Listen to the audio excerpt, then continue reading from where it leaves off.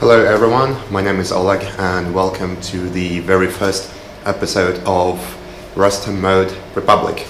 Behind me you can see the very first project, 1976 VAS 2101 Lada.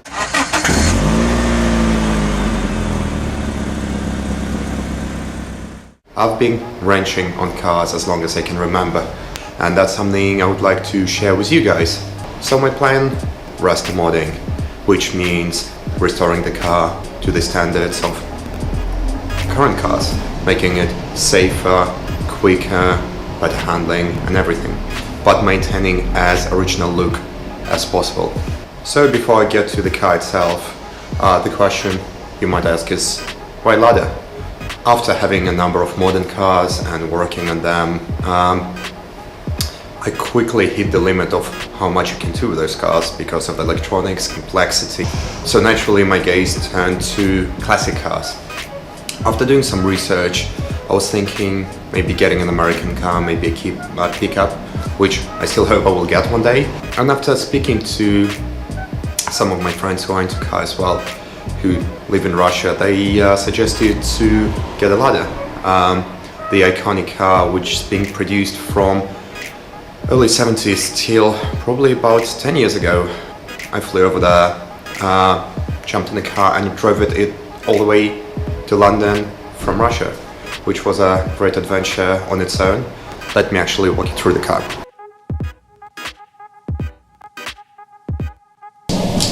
Starting at the front of this car, you might recognize this look, which has been around for years and years in different countries, starting the its life as Fiat 124 in Italy.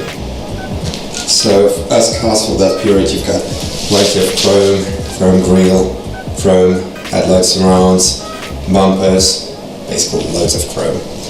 The headlights actually have been upgraded by me previously, so you've got flare lamps and modern halogen light bulbs versus old ones which didn't do much.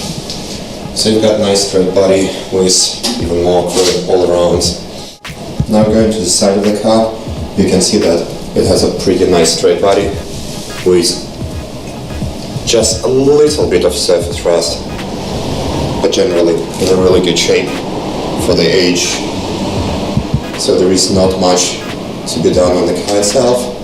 Typical for the cars of the period, you've got 13-inch metal stamped wheels with some chrome caps. I don't know whether those caps are original or not. The white wall wheels tires are definitely not original, and to be honest, do not inspire much confidence, so I'm thinking that I definitely would be replacing those. Going inside of the car, you've got very clean interior in a really good condition for the age of the car. You still have those original triangle windows, which are really great. So you just unscrew this one, push it back, and you should be able to turn them open like that, which is a really neat feature of the period. As you can expect, it's fully mechanical with nice tan vinyl or fake leather. Really nice and surprisingly comfortable seats, which look more like a living room sofa rather than a car seat. Then you've got black rubber floor. Again, condition is pretty good. You've got some small rust, but nothing special. The dashboard itself is in a really good shape as well. No cracks, no scuffs.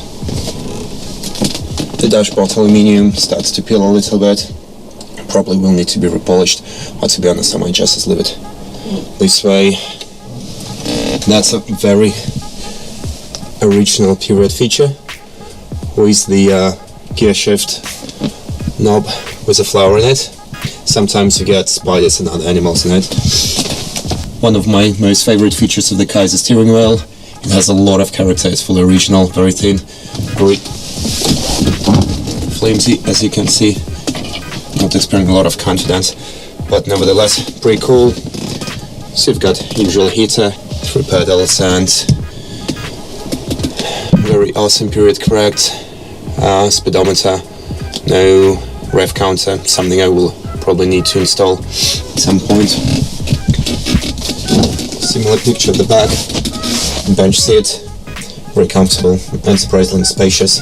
Continuing going around the car, it's very nice and clean, with a lot of chrome, like we can expect from cars back from the 70s. This car had already new exhaust installed back in Russia because the old one was falling apart, and the reverse light, which is not an original feature. All in all, this car is very nice and clean. On the other side, the car is very clean as well, nice and straight. There's pretty much no rust. There are a couple small things which needs to be fixed, like when somebody tried to install this mirror, they made several holes which might start rusting. Those mirrors are not original, to be honest, pretty useless, so we'll need to get replaced at some point. And now, finally, the fun part, the engine. Originally, this car came with 1.2 liter 4-cylinder inline carbureted engine. However, this engine was in a pretty bad condition, so before setting off on my road trip, I upgraded it with a brand new 1.7 liter still carbureted engine, which is still being installed in Lada Nivas. Well, by saying brand new, it's still carbureted, still quite archaic, although it has contactless ignition. It has enough power, however. Some bits and pieces upgraded, like electronic ignition here, then power windscreen fluid, because previously it actually had a hand pump. The radiator is still original with engine-driven fan, which I would definitely need to upgrade because this thing is noisy. It has the brake booster. The brake cylinder is actually original and quite rusty. Got plenty of parts already purchased and lying around, waiting to be installed. So hopefully I will be able to do everything I want without any problems and share my journey with you guys. So wrapping this quite a short episode up, I would like to spend a little bit of time telling you about the plans for this series and for this build. So I would like to do this build in 3 steps. First step would be tackling critical issues, i.e. what's actually wrong with the car, to make sure that it's safe, reliable and can pass any inspection, any MOT. So if there is any structural rust to be repaired, any oil leaks, things like that. Step number 2 would be modernizing the car, making it more comfortable, giving it more performance, so it feels and drives like any modern car. So we're talking probably about power steering, installing headrests, soundproofing car a little bit more, improving brakes, improving electrical system. So quite a few things I would like to do with this car. I already have quite a lot of parts lying around, and I have even more parts on the way from Russia, which hopefully will be here quite soon. And step number 3 would be the actual performance part. So once the car is fully modern, works really well, I would like to start building on this foundation and make it more powerful.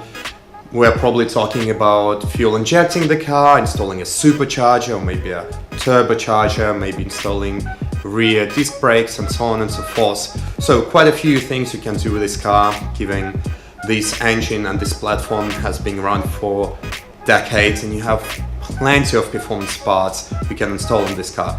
So I'm still finalizing the list of what I'd like to do, but already have quite a few parts on the way, as I said. So there is a lot I would like to do with this car. And hopefully you will enjoy the videos of me actually doing that, which I'm planning to roll out probably on a weekly basis. So that said, guys, I hope you enjoyed this video. I hope you will stick with me for the series. Therefore, please click like, subscribe for this channel, post comments, and I would love to hear from you either on YouTube or social media, including Instagram and Facebook. And I will see you soon. Take care.